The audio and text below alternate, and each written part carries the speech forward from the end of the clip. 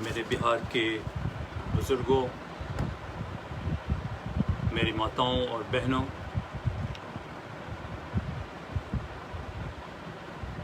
मेरे हमउम्र साथियों,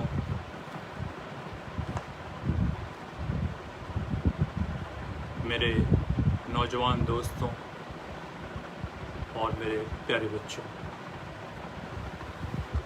मैं भी बुज़ुर्गियत के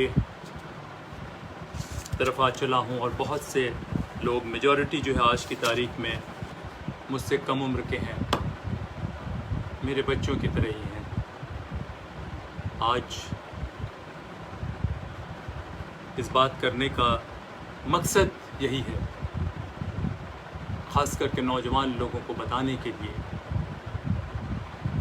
कि मैं अकेला नहीं हूँ। मेरी पीढ़ी में बहुत से लोग रहे जो पूरी ईमानदारी से, पूरी सच्चाई से, सब कुछ जानने के बावजूद एक बेहतर हिंदुस्तान के लिए, एक बेहतर भारत के लिए किसी भी हद तक जाने के लिए तैयार थे। कुछ भी उन्होंने नहीं छोड़ा।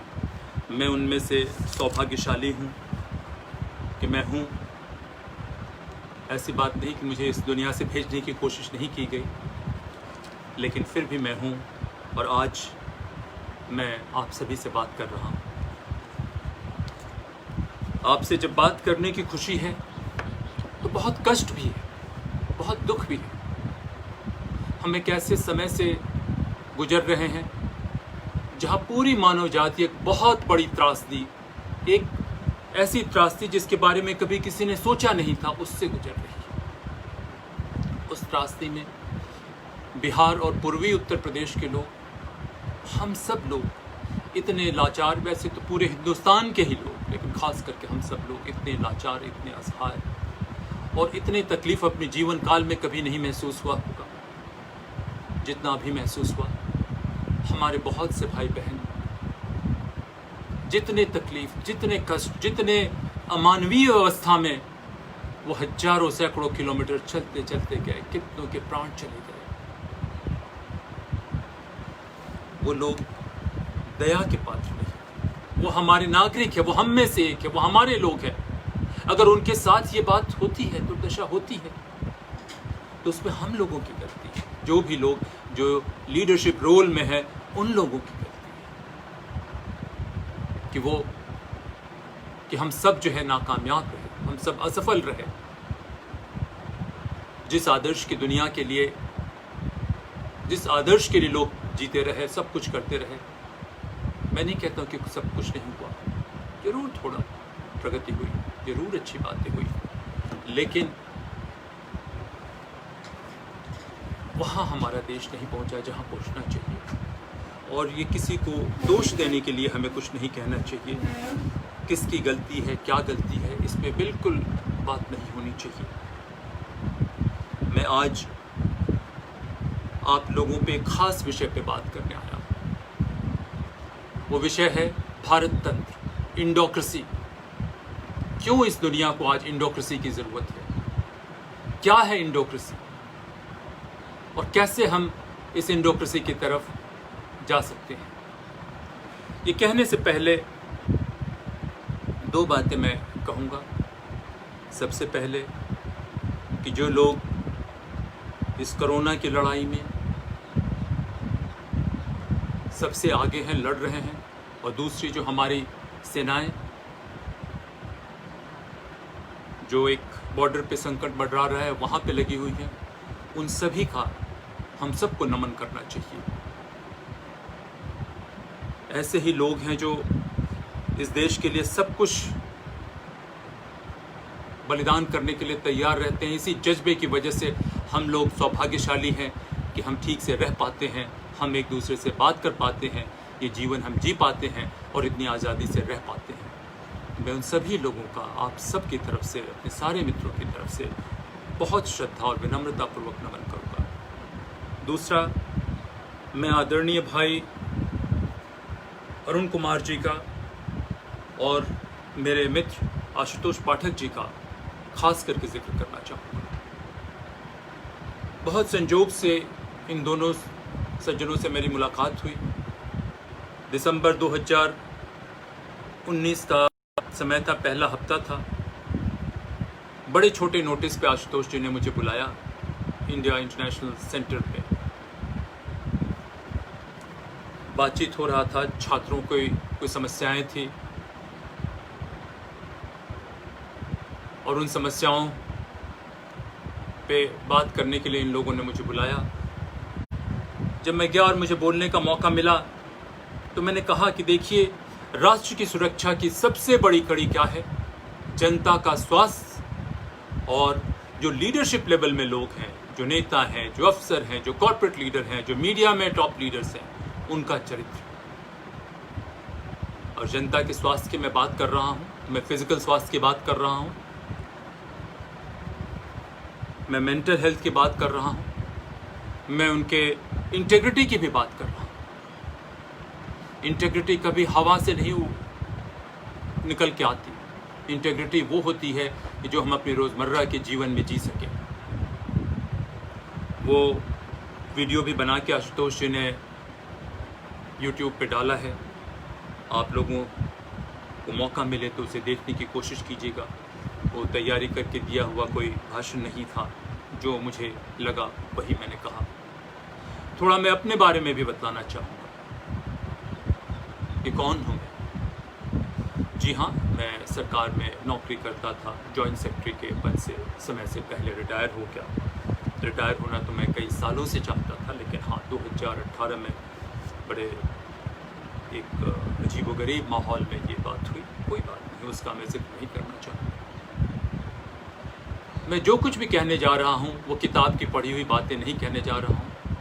राष्ट्रीय सुरक्षा मैंने पढ़ा नहीं, मैंने प्रैक्टिस किया, मैंने जिया है। और क्यों जिया है?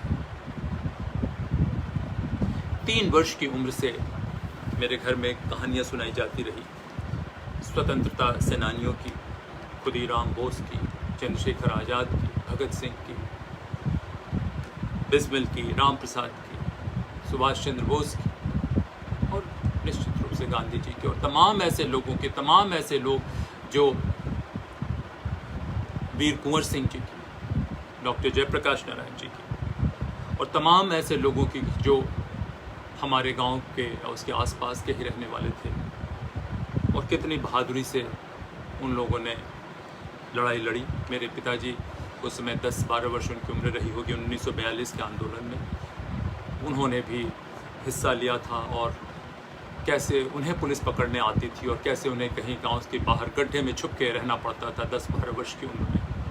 तो ये सब सुनने के बाद पहले तो अफसोस होता था कि शायद हम उतने सौभाग्यशाली नहीं थे कि उस समय में जन्म हुआ जिसमें कुछ कर सकते थे। बाद में अफसोस हुआ कि क्यों हमारी ऐसी स्थिति हुई, क्यों एक नून तेल मसाला चुराने की कंपनी आती है और वो हमारा राजा बन जाती है। क्यों ऐसा होता है कि जो मामलूक, जो लोग पश्चिम एशिया के बाजारों में जो स्वास्थ्य से अच्छे बच्चों को खरीद लिया जाता है, जिनको गुलाम बना के रखा जाता है, क्यों ऐसे लोग हम आके हमारे ऊपर राज किए? क्या कमी थी? जब कहानियां में सुनता था कि हम बहुत महान देश थे, दुनिया के सबसे महानतम सभ्यता थे, अच्छा लगता था।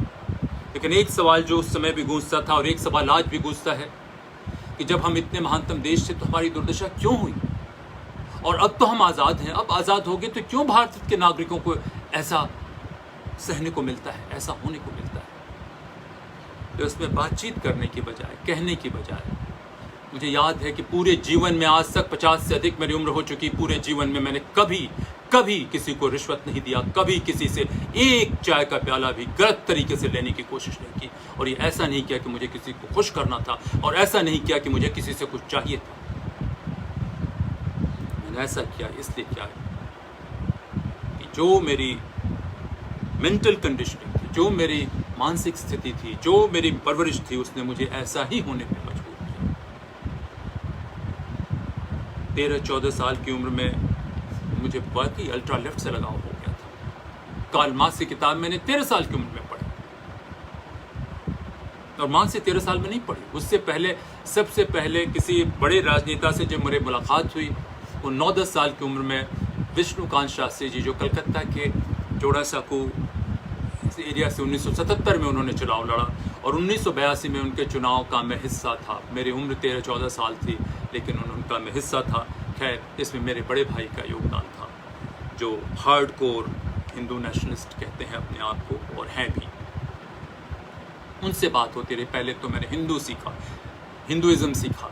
उसके बाद कार्ल मार्क्स की किताब 13-14 साल के बाद पढ़ने के बाद 15-16 साल की उम्र में जहाँ लोग घूमते थे, उस समय मैं सोचता था कि कैसे जो है इस देश में बड़ा बदलाव लाया जाए, क्योंकि जितना गरीबी, जितना अन्याय उस समय भी हो रहा था, कैसे इसको दूर किया जाए। मेरा एडवर्स पुलिस रिकॉर्ड था। बहुत मुझे छात्र जीवन में शो कॉज नोटिसेस मिले, इन्फ्लेमेटरी बातें कहने के लिए। प्रेसिडेंसी कॉलेज कलकत्ता में पढ़ता था। 2 साल के बाद मेरा यूनिवर्सिटी में फर्स्ट क्लास फर्स्ट रैंक था। किसी भी दुनिया की बड़ी यूनिवर्सिटी में जा सकता था, लेकिन नहीं, मुझे दिलचस्पी नहीं थी कि दुनिया की बड़ी यूनिवर्सिटी में जाके अपने अच्छे से रहूं और कुछ किताबें पढ़ लूं और किताबें पढ़ने के बाद जो है कुछ कहानियां सुनाता रहूं। मुझे दिलचस्पी नहीं थी। शुरुआत के दिनों से ही कुछ मेरे जीवन में सीक्रेसी आ गई। कुछ अंडरग्राउंड पॉलिटिकल एक्टिविटीज़ में ज़रूर इन्वॉल्व रहा, लेकिन मैंने कोई बड़े कानून का उल्लंघन नहीं किया। और उसके बाद सेंट्रिस्ट पॉलिटिकल पार्टी में भारत के प्रधानमंत्री के साथ मिलने का मौका मिला। मुझे लोग ज़बरदस्ती पकड़ के ले गए। जेएनयू में था, बड़े सवाल जवाब में क्या करता था। और जब ज़बरदस्ती पकड़ के ले गए, मेरे बारे में सुनने के बाद, मेरे विचारों को सुनने के बाद भारत के प्रधानमंत्री से मेरी मुलाकात होगी, मैंने सोचा नहीं था। उन्होंने मुझे आमंत्रित किया। उनका कहना था, young people, bright people must join politics. If you are a fence sitter, you have no business condemning others. Others will come in the playing arena and they will hijack the system. 6 महीने वहाँ में रहा और 6 महीने के बाद मैंने कहा कि नहीं, इस व्यवस्था में भारत को मजबूत नहीं किया जा सकता है, इस व्यवस्था में रह के बदला नहीं जा सकता है, और मैं छोड़ के चला आया। जब मैं आ रहा था तो लोगों ने कहा कि क्यों जा रहे हो, लोग ऐसे ऐसे करते हैं, तुमको इतने मौके मिल रहे हैं। मैंने कहा, सर 2 चीज़ें हैं, मुझे ब्रोकरेज नहीं चाहिए,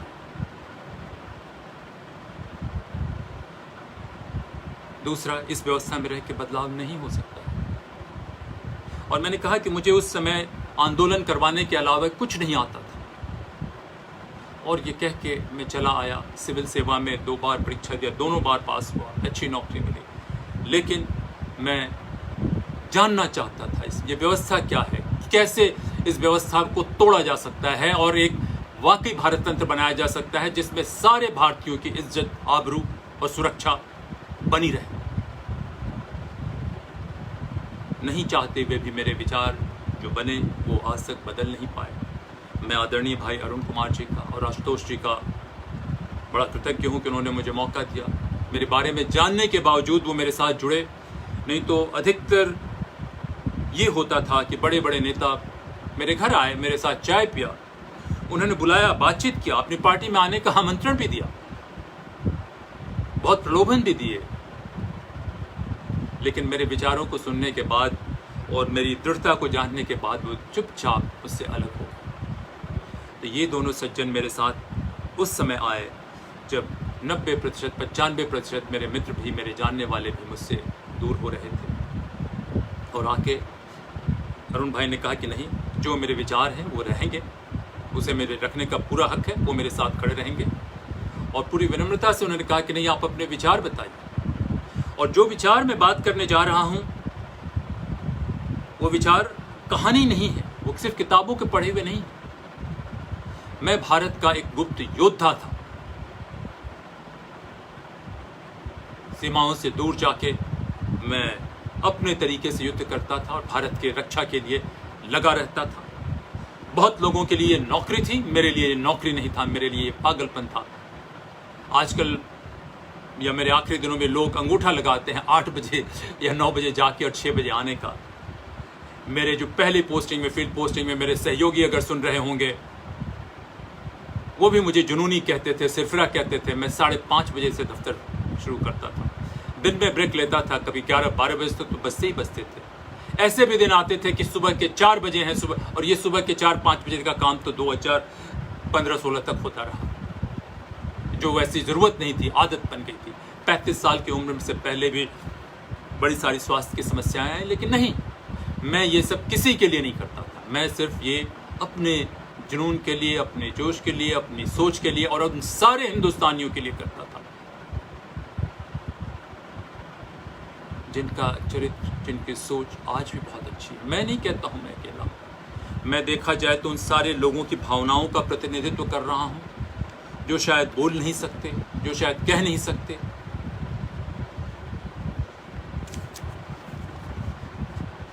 और जो मेरी ही तरह या मैं उनकी तरह एक बेहतर भारत के स्वप्न के लिए हम लोगों ने फैसला किया कि हम जलेंगे, हम खत्म हो जाएंगे, हमें नाम, शोहरत, इज्जत कुछ नहीं चाहिए।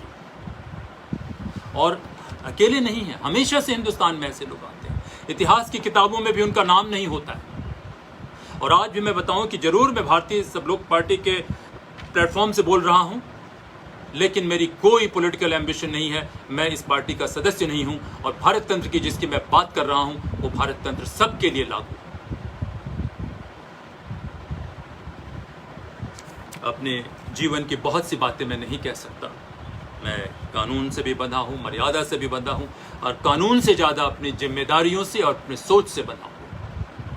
मैं ये भी कह रहा हूं कि जो कुछ भी मैं कह रहा हूं एक आध पॉइंट्स मैंने जरूर लिखे होंगे, लेकिन सोच के या लिख के मैं नहीं बोल रहा हूं, मैं वही बोल रहा हूं जो हमेशा से मैं सोचते आया हूं और जो मेरे दिमाग में आया।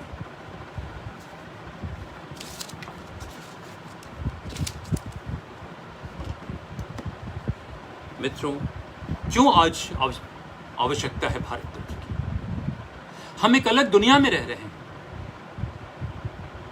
ये सभी जानते हैं। मैं कोई ज्ञान की बहुत सी बातें नहीं कहने जा रहा। आज आपने देखा कि ये बीमारी आई, चीन से शुरू हुई, चीन से शुरू होने के बाद अमेरिका में गई। हमारी सरकार की व्यवस्थाएं जो भी हो, इतने बड़े देश में जितनी भी परेशानी हो, फिर भी जितनी परेशानियां हो सकती थी उससे कम है। जो जितना खराब हमारा गवर्नेंस का ढांचा है, प्रशासन का ढांचा जितना कमजोर, लचर, ढीला है, उसके मुकाबले समस्याएं हमारी काफी कम है। कहा जाता है कि चीन में अगर पारदर्शी व्यवस्था होती, ईमानदारी होती, तो शायद इतनी बुरी स्थिति नहीं आती। आज लोग कह रहे हैं कि देखिए, अमेरिका दुनिया का सबसे बड़ा देश है, मगर वो भी अपने लोगों को सुरक्षा दे नहीं पाया। बहुत से लोगों को ये लगता है कि चीन का मॉडल ही सबसे अच्छा है। कुछ लोग मरते हैं, कुछ लोग खत्म होते हैं, लेकिन वो सुरक्षित तो रखता है। बहुत से लोगों का ये मानना है कि जो अमेरिका का प्रजातंत्र है वो एक दिखावे का प्रजातंत्र है। वो प्रजातंत्र तब बना जब वहाँ के लोगों ने, यूरोप के लोग गए अमेरिका में और अमेरिका के मूल निवासियों की पूरी तरीके से हत्या कर दी। 10% जो इंसानियत थी, 10% ऑफ ह्यूमन पॉपुलेशन, उसे वाइप आउट कर दिया गया। 250, 300, 400 साल तक जो है अफ्रीका से और सारी जगह से लोगों को गुलाम बना बना के वहां ले जाया गया। और इतनी होने के बावजूद जब उनकी संपन्नता हुई तो संपन्न आधार पे उन्होंने बहुत बड़ा एक प्रजातंत्र बनाया। हमारे वर्तमान विदेश मंत्री ने कहा, और सारी जगह मीडिया में आता है,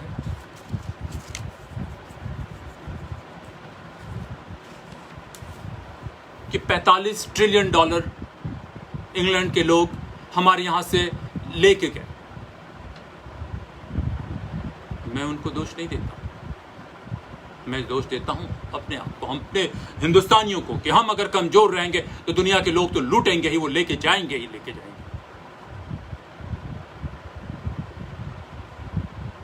आज सारी दुनिया में लोग कहते हैं कि नहीं, भारत की बातें तो बहुत अच्छी होती हैं, भारत वसुधैव कुटुंबकम की बातें तो बहुत अच्छी करता है, लेकिन हम क्या वसुधैव कुटुंबकम की बात करेंगे जब हम अपने देश के लोगों को हम रोटी तक नहीं दे सकते, और जिस दुर्दशा में लोग जाते हैं, हाँ, ये सारी बातें खोखली नजर आती हैं। पहले भी मैंने कहा कि जब ये मामलूक आए या तथाकथित मुगल आए, उनको हम दोष नहीं देते। बहुत सारे लोगों को ये गलतफहमी है, वो कहते हैं कि बड़े वो बादशाह थे। जी नहीं, उनका तो अपना घर तक नहीं था। वो राजा भरत का जो असली साम्राज्य था, उस साम्राज्य के पहाड़ियों पर रहने वाले कबीलाई लोग थे, उनकी गलती नहीं है। गलती हमारी थी कि हमें वहां जाना चाहिए था और वहां जाने के बाद उनको सिविलाइज करना चाहिए था, उनको इंसान बनाना चाहिए था। इस्लाम के पैगंबर की मैं बहुत सम्मान करता हूं। मैं उनको इंसानियत का गुरु समझता हूं, एक फिलोसोफर समझता हूं, जिनकी बातें किसी मजहब, किसी जगह के लिए नहीं है, सारे लोगों के लिए अवेलेबल है। उन्होंने कहा था कि वो बद्दुओं का देश, अरबों का देश, जहां बड़ी गरीबी, भुखाली, रेगिस्तान थे, उसमें कोई पैगंबर नहीं आया था। वो आखिरी पैगंबर थे, आखिरी जगह थी जहां पैगंबर भेजा गया। मैं तो धर्म वगैरह में नहीं मानता, लेकिन मेरा मानना है कि जिस तरीके से हमारे लोग ईस्ट एशिया में गए, उसी तरीके से हमें वहां जाना चाहिए था। भारत ने कभी किसी को नुकसान नहीं किया, किसी की कॉलोनाइज नहीं किया, किसी की आत्मा का दलन नहीं किया। मैं इंडोक्रेसी पे आऊंगा, हम वहां नहीं गए और उनके तमाम अच्छी बातों को सिखाने के बावजूद उनकी मृत्यु के बाद ही उनकी बातों का उल्लंघन होना शुरू हुआ। और तो और उनके अपने नाती, उनकी अपनी बेटी और बहुओं के साथ जो करबला के मैदान में दुष्कर्म हुआ, जिस तरीके से उन्हें प्रताड़ित किया गया, मैं समझता हूं कि नहीं, भारत को इतना मजबूत होना चाहिए था कि जाना चाहिए था और उनको सुरक्षित करना चाहिए था। वैसे ही जैसे अरब के पहले लोग जो भारत में आए, वो मोहम्मद बिन कासिम नहीं थे, वो व्यापारी थे। उनको भारत स्वर्ग लगता था, वो आके रहे और उनका बड़ा सम्मान हुआ। वो हमारे असली मुसलमान हैं। वो लोग हैं जो कभी ये नहीं सोचते कि हिंदुओं पर जजिया लगना चाहिए या उनके साथ अत्याचार होना चाहिए। वो इस देश के लिए उतने ही या कहीं ज़्यादा उस देश के प्रति वफादार हैं जितने दूसरे लोग हैं। तो भारत का इस्लाम अलग है, लेकिन हम इस्लाम, चीन, अमेरिका, इसकी बातें नहीं कहना चाहते। हमें ये सोचने की ज़रूरत है कि हम क्या थे, क्यों थे, कैसे क्यों हमारी इतनी दुर्दशा हुई और यहाँ से हम कैसे जा सकते हैं। एक दिन में मैं जानता हूँ कि बहुत सी बातें नहीं कही जा सकती। इस बातचीत का सिलसिला मैंने शुरू किया है। मैं चाहूँगा कि हर हफ्ते भारतीय सब लोग पार्टी के जरिए या किसी जरिए आप लोगों से बात करता रहूं। ये भी मैं जानता हूं कि एक दिन में बदलाव नहीं आएगा,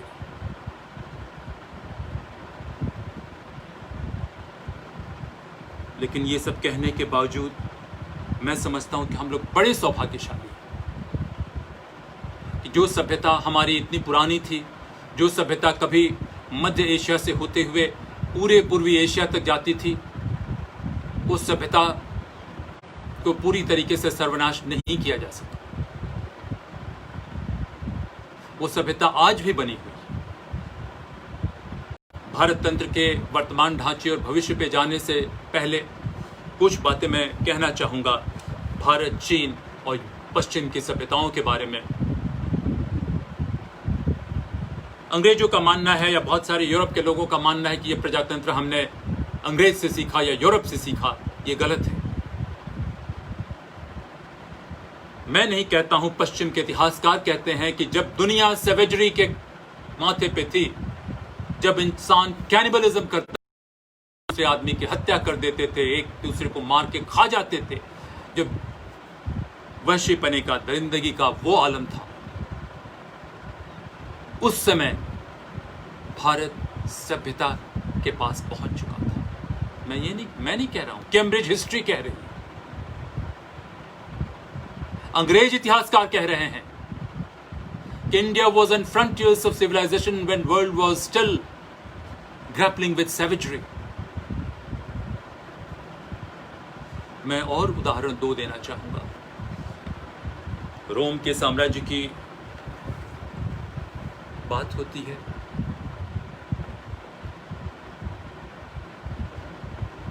पांच 700 स्क्वायर किलोमीटर से रोम का साम्राज्य शुरू हुआ था 6ठी शताब्दी में, 509 BC में, और जब तक ये साम्राज्य बना तब इसकी पूरी एरिया 5 लाख स्क्वायर किलोमीटर से अधिक जा चुकी थी। भारत के वर्तमान साइज से 2 गुना जा चुकी थी। करीब करीब पूरा यूरोप, बहुत सारा पश्चिम एशिया आ चुका था। बहुत उनकी खासियत थी। मगर जिस जूलियस सीजर की बड़ी बात होती थी, जानते हैं जूलियस सीजर के समय क्या होता था? पूरे के पूरे गांव नहस कर दिए जाते थे। गॉलिक वॉर्स कहते हैं, उस गॉलिक वॉर में 10 लाख लोगों की हत्या की उन्होंने, 10 लाख सिविलियन लोगों की हत्या की। और ये पहली बार नहीं हुआ, कार्थेज के साथ, जो ट्यूनीशिया है, उसके साथ लड़ाई हुई। पूरे शहर को ध्वस्त कर दिया गया, 50,000 या 60,000 लोगों को गुलाम बना लिया गया और पूरे जगह को खत्म कर दिया गया। पूरी एडल्ट मेल पॉपुलेशन की हत्या कर दी जाती थी। तो उस वजह से महिलाओं को गुलाम बना लिया जाता था। यही परंपराओं से होते हुए ये जो मामलूक, गुलाम वंश और ये लड़ाकू लोग जो आए, जो भारत एकदम सिविलाइज हो चुका था, वेजिटेरियन हो चुका था, धर्मतंत्र में विश्वास करता था, सभी के साथ करुणा कर दिखाता था, तो उनके वैश्विकपने को समझ नहीं पाया। और मैं नहीं समझता हूं कि उन्होंने कुछ, ये मामलूक के लोगों ने कुछ नया प्रशासन देने की कोशिश की। मुझे उनसे कोई शिकायत नहीं, लेकिन पूरे मामलूक और मुगल काल में एक बड़ा विश्वविद्यालय नहीं बना, सारे विश्वविद्यालय ध्वस्त कर दिए गए। ये सारे लोग कहते हैं। न्याय का क्या होता था? न्याय राजा की मर्जी पे होता था। जाइए, राजा के कदमों में झुकिए, और राजा के मन में आया तो आपकी जिंदगी सलामत रहेगी, नहीं तो नहीं रहेगी। मुझे ऐसी सोच और ऐसी व्यवस्था से शिकायत है। भारत क्या था? कहा जाता है कि जब गौतम बुद्ध का आना हुआ, तब तक भारत बहुत पतित हो चुका था। तब में भी कोशिश हो रही थी, पूरे भारत की जब मैं बात करता हूं तो पूरे दक्षिण एशिया की बात करता हूं। कम से कम अफगानिस्तान से वो भारत शुरू होता था या उससे भी आगे से जाता था। पूरे पूर्व एशिया के काफी बड़े हिस्से तक। तब तक भारत में बहुत चीजें बदल चुकी थी और गौतम बुद्ध ने उसके खिलाफ विद्रोह किया।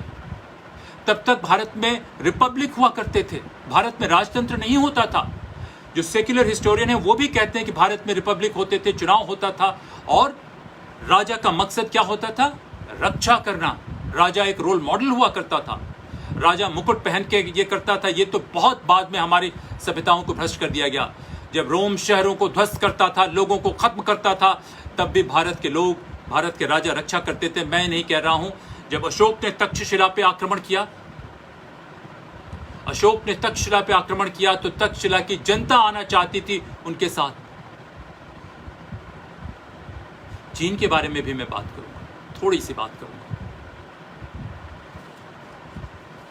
चाणक्य के बारे में भी बात करूंगा। हमारा इतिहास तो नष्ट हो गया, बहुत कुछ चीजें खत्म हो गई, लेकिन उनको जोड़ जोड़ के कुछ वर्तमान के साथ मैंने पढ़ने की कोशिश की। वर्तमान पहले सीखा, युद्ध पहले सीखा, इरेगुलर वॉरफेयर पहले सीखा, आतंकवाद कैसे लड़ा जाता है वो पहले सीखा, सबवर्शन कैसे होता है उसके बाद में इतिहास में कि मुझे वही चीजें जो चाहिए वो मैं जान पाऊं। हमारे यहां न्याय कैसे होता था? मैं नहीं कहता हूं। चाणक्य की 2 किताबें हैं, जो 2 ट्रांसलेटेड वर्जन है चाणक्य की लिखी हुई किताब की। एक जिसका 1910 या 12 में आर श्यामा शास्त्री थे, उन्होंने लिखा, और एक 1932 में रामास्वामी दीक्षितार करके लेखक थे, उन्होंने लिखा। ये किताबें कहती हैं कि नहीं, राजा को एक रोल मॉडल होना पड़ता था। राजा अपनी मर्जी से राजा बनने के बाद कुछ नहीं कर सकता था। राजा के पास कोई डिस्क्रिशनरी पावर नहीं होते थे। जो सबसे विद्वान और सबसे बुद्धिमान लोग जो होते थे वही आते थे, और वो मेजॉरिटी माइनॉरिटी का झगड़ा नहीं होता था। उचित और अनुचित के हिसाब से बातों पे फैसला होता था, और फैसला होने के बाद जो है वो बातें होती थी। किसी भी देश का सबसे बड़ी जिम्मेदारी होती है सुरक्षा प्रदान करना, अपनी जनता को सुरक्षा प्रदान करना, बाहर की ताकतों से सुरक्षा प्रदान करना, और भीतर के कलह से भी सुरक्षा प्रदान करना। तो वो भारत वॉर में भी, युद्ध में भी से आगे रहा करता था। लेकिन युद्ध में शहरों को ध्वस्त कर देता था। जो जूलियस सीजर 800 शहर मटिया मेट कर देता था, जो रोम पूरे सिविलियन की हत्या करते थे, वही मामलूक करते थे, वही मुगल करते थे, वही तैमूर करते थे, वही चंगेज खान करते थे। भारत ऐसा नहीं, वो हमारी संस्कृति नहीं थी। लोग भारत के लिए तैयार रहते थे। अगर कंबोडिया में मंदिर बने या इंडोनेशिया में ये बने तो हम नहीं जानते कि कैसे बने, लेकिन हाँ, वो सब हम भारतीय थे। राजा भरत के जब राज का, मैं आदि पुराणों से कई कैसे जब जिक्र होता था तो 9 द्वीपों में ये राज था, 9 द्वीपों में वो राज था। और वो राजा राजा नहीं थे, उनके समय तक लोग चुने जाते थे। जो सबसे काबिल, सबसे नौजवान व्यक्ति होता था उसे चुना जाता था। और राजा वो मुकुट वाला राजा नहीं था, वो लीडर था जो ताकत तो जरूर रखता था, जो सच्चरित्र होता था, जो सज्जन होता था, लेकिन वो धर्म की रक्षा करता था। धर्म इस्लाम की तरह धर्म नहीं था, या मंदिर में जाने वाला धर्म नहीं था। धर्म था कि आपका आचरण क्या है। हर एक स्थिति में हर एक व्यक्ति का आचरण जो स्वधर्म है वही धर्म होता था। यही बात इन किताबों में भी लिखी हुई है। तो भारत इस तरीके से अलग था कि हम लोग, भारत, मैं नहीं कहूँगा हम लोग, हमारे पूर्वज उस समय के, उन्होंने किसी पे आक्रमण नहीं किया, कभी किसी निर्दोष की हत्या नहीं की। रामायण और महाभारत भी जो हम लोग देख रहे हैं उसमें भी जिक्र है कि किसी सिविलियन की, किसी ये की युद्ध में हत्या नहीं होगी, और युद्ध भी नियम कानून से होगा। इस स्तर पे थी। चीन क्या था? चीन 2 नदियां थी, येलो रिवर और यांगजे रिवर, पीली नदी और यांगजे नदी। इसमें खेती करने वाले लोग कुछ थे। वो खेती करने वाले लोग धीरे धीरे करके, राजतंत्र वहां काफी पहले से था। वहां के राजा, शांग वंश के राजा या जाओ वंश के राजा, वो कहते थे हम सीधे स्वर्ग से बात कर रहे हैं। बड़े इलैबोरेट तरीके से स्वर्ग ने हमें कहा है कि हम यहां राज करेंगे। वहां कभी जनतंत्र नहीं रहा और आज भी जनतंत्र नहीं है। आज चीन की व्यवस्था से क्या दिक्कत है? भीतर में कभी भी किसी की हत्या हो सकती है। कितने लोगों की हत्या होती है हमें मालूम ही नहीं पड़ता है। चीन के जब दीवार बन रही थी, मशहूर दीवार, तो सुना जाता है कि 10 लाख लोगों की हत्या हुई और उनकी हड्डियों को भी उन दीवार में चुनवा दिया गया। नहरें बनाई, जो पहले पुराने समय से नहरें बनाते रहे हैं, तो नहरें बनाने वाले किसानों को कभी मजदूरी नहीं मिलती थी। वो सब कुछ बर्दाश्त करते थे। हर 200, 300, 400 साल के बाद वो विद्रोह करते थे, लेकिन विद्रोह के अच्छे वंश के लोग हुआ करते थे, कोई धनी लोग ही हुआ करते थे। 2 लोग बने, माओ त्से-तुंग और एक और सज्जन बने। उसके अलावा कभी किसी जनता को ऊंचे पद पे जाने का अधिकार नहीं मिला, जो कि भारत में हमेशा होता आया है। तो आज लोग कहते हैं कि नहीं, भारत के मूल्य तो बहुत अच्छे हैं। भारत में प्रजातंत्र इस वजह से नहीं है कि हमने पश्चिम से सीखा। भारत में प्रजातंत्र इस वजह से है कि हमारे संस्कार अच्छे हैं।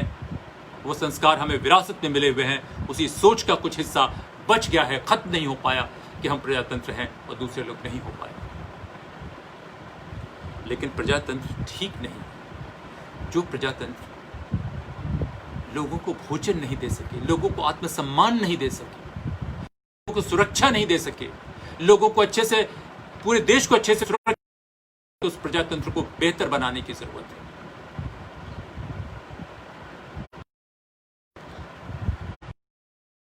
आज भी कहा गया, हाल में पश्चिम के देश जब उनमें संपन्नता आई, पूरे अफ्रीका को उन्होंने विध्वंस किया, पूरे भारत वर्ष, पूरे दक्षिण एशिया को उन्होंने लूटा। उसके बाद उनके अंदर हृदय में कुछ परिवर्तन हुआ, तो उन्होंने एक प्रजातंत्र, उस प्रजातंत्र में धर्म नहीं। प्रजातंत्र की क्या बात है? अपने स्वार्थ को प्रमोट कीजिए, अपने इंटरेस्ट को प्रमोट कीजिए। दूसरा, उनकी कहावत everything is fair in love and war. तो इंसान अपने आप से तो मोहब्बत करता है, पूरी दुनिया से वो युद्ध करते रहता है। तो उस व्यवस्था में जब संकट आती है तो कुछ न कुछ तो बिखराव आएगा ही आएगा। लेकिन नहीं, वो उनकी व्यवस्थाओं को हमें खराब नहीं कहना चाहिए, क्योंकि उन्होंने पिछले कुछ वर्षों में, कुछ सदियों में अपनी सभ्यता को, ज्ञान की सीमाओं को, नैतिकता को, इन मूल्यों को बहुत उन्होंने आगे बढ़ाया है। हमारी सभ्यता तो 1000-1500 साल से पहले से खराब होनी शुरू हो गई थी। मैंने कहा कि इस तरीके से बुद्ध के समय ही दिक्कत थी, और जब ये मामलुकों का आक्रमण हुआ तभी हम लोगों ने शुरू कर दिया राजाओं को भगवान बनाने का, और भगवान बना के पूजा करने का जो परंपरा हमने दी, उससे हुआ क्या? हमने अपने लोगों को मानसिक रूप से पंगु बना दिया। जब पहले अरब आए और आके वो पूरे हिंदुस्तान में कब्जा करना चाहते थे, नहीं कब्जा कर पाए, कुछ जगह में सीमित होकर रह गए। उस समय कन्नौज के कोई राजा हुआ करते केशववर्मन, उन्होंने उनको वहीं सीमित करके रखा, तो वहां से वो वापस जाना नहीं चाहते। उनके अपने देश में गरीबी तो थी ही थी। जनता को उस समय कोई भी राजा बन जाए उसको पूजा करने की आदत हो चुकी थी। मेरा यही मानना है कि आत्मसम्मान, आत्मबल, सही बात के लिए उठना, खड़े होना, बात करना, ये बहुत जरूरी है।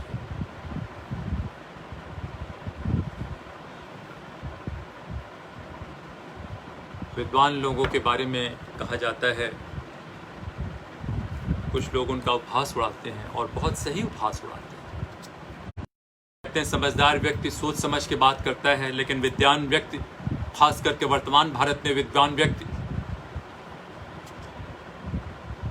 वो सोचते ही रह जाते हैं, वो कह नहीं पाते, और कुछ लोग सिर्फ ज्ञान ही बांटते रह जाते हैं। साथियों, मेरा मकसद कोई ज्ञान बांटना नहीं। अरुण कुमार जी ने यह मौका दिया, तब मेरे में कहना जरूरी हो जाता है कि आज पूरी दुनिया को भारत के उन ओरिजिनल वैल्यूज़ की ज़रूरत है। वो ओरिजिनल वैल्यूज़ हम पीछे जाके नहीं हासिल कर सकते। हमें पश्चिम के जो इनलाइटनमेंट है, पश्चिम के जो वैज्ञानिक और तकनीकी डेवलपमेंट है, उससे हमें सीख के, उसको उसमें आत्मसात करके और अपने पुराने मूल्यों को उसको भी उसमें जोड़ के, और चीन की जो विशेषता है उससे भी सीख के, जो हम में कभी थी, ऐसी बात नहीं है कि ये हम में नहीं थी, हम में कभी थी, लेकिन हमारे लालच की वजह से, हमारे कुछ लोगों के लोलुपता की वजह से, उनके चरित्र के विनाश की वजह से वो हम सब ने खो दिया था। हम इन सब को लेके, पुराने अपने भारत की आत्मा को लेके जगाएं। उसकी ज़रूरत भारत को भी है, उसकी ज़रूरत दुनिया को भी है। ये चीन का मॉडल, ये अमेरिका का मॉडल, ये यूरोप का मॉडल आज अच्छा है।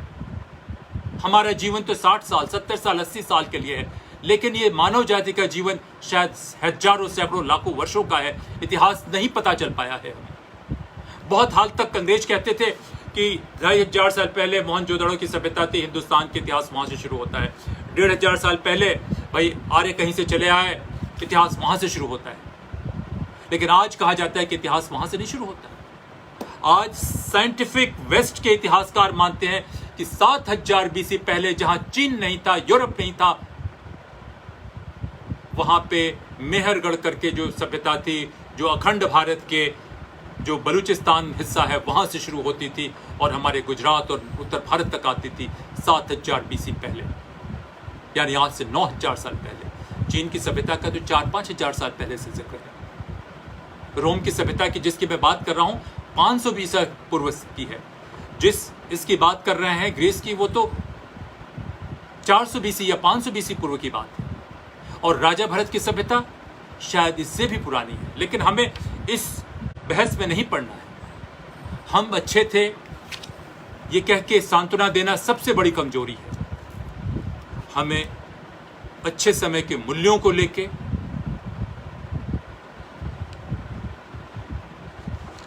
अपनी कमियों को देख के, वर्तमान की असलियत को जान के आगे चलने की जरूरत है। कोई भी देश, कोई भी समाज जब अपने लोगों को रोटी तक नहीं दे सकता, उनको सुरक्षा नहीं दे सकता, तो इससे बड़ा अपमान की बात क्या होगी? क्या हम वसुधैव कुटुंबकम की बात करेंगे? तो इसलिए जो इंडोक्रेसी की बात मैं कहने जा रहा हूँ, वो इंडोक्रेसी फिलॉसफी नहीं है, वो इंडोक्रेसी एक कठोर सत्य ढांचा है। उस ढांचे को लाके हम पूरे भारत ही नहीं, पूरी दुनिया को परिवर्तित कर सकते हैं। वॉर, आज मैं नहीं कह रहा हूं हम वॉर के भी साइंस में सबसे एडवांस हैं। आज हम कश्मीर में 60-70 साल से एक छुपी हुई लड़ाई लड़ रहे हैं। मैंने पहले भी कहा मीडिया में कि वॉर के सिर्फ 3 सिद्धांत होते हैं। पहला, एब्सोल्यूट विक्ट्री जरूर होनी चाहिए। दूसरा, शॉर्ट एंड स्विफ्ट, कम से कम समय में यह विजय होनी चाहिए और कम से कम लागत पे यह विजय होनी चाहिए। और तीसरा, मिनिमम कोलैटरल डैमेज। मैंने राजा भरत के युद्ध के सिद्धांतों का भी अध्ययन किया, ये समय नहीं है, कभी बोलूंगा। और ये सारे सिद्धांत होते थे और यही वजह थी कि जो 9 द्वीप, जो भारत अफगानिस्तान से पूरे इंडोनेशिया तक या उससे आगे तक जाता था, उस भारत में किसी को टैक्स देना नहीं पड़ता था, उस भारत के सैनिक जाके किसी शहर को नहीं लूटते थे, वो जाके अपने ज्ञान को बांटते थे। ताकत का इस्तेमाल होता था, थोड़ा सा होता था, मिनिमम होता था, और इतना होता था कि जो हम किसी को हराते नहीं थे, हम लोगों को साथ में लेके जीतते थे। तो जो भारत तंत्र आएगा, जो भारत तंत्र आना चाहिए, वो भारत तंत्र से किसी को खतरा नहीं है। चीन की जिसकी मैं बात कर रहा हूं कि जो दो इसके बीच में छोटी सी सभ्यता होती थी, जो अपने आप को अकेला कॉन्टिन्यूअस सिविलाइजेशनल स्टेट कहते हैं, उनको भी हमसे डरने की जरूरत नहीं है। हमको भी उनसे, उनकी अच्छी चीजों से सीखने की जरूरत है। ये हमारे लिए भी, पूरे एशिया के लिए भी गर्व की बात है कि एक एशियन ताकत जो है अपने आप को इतना मजबूत कर सकता है, क्योंकि अभी तक तो हमें बताया गया है कि सारा ज्ञान, सब कुछ यूरोप की मोनोपोली है, उन रेसों की मोनोपोली है, हम तो उसके लायक नहीं है।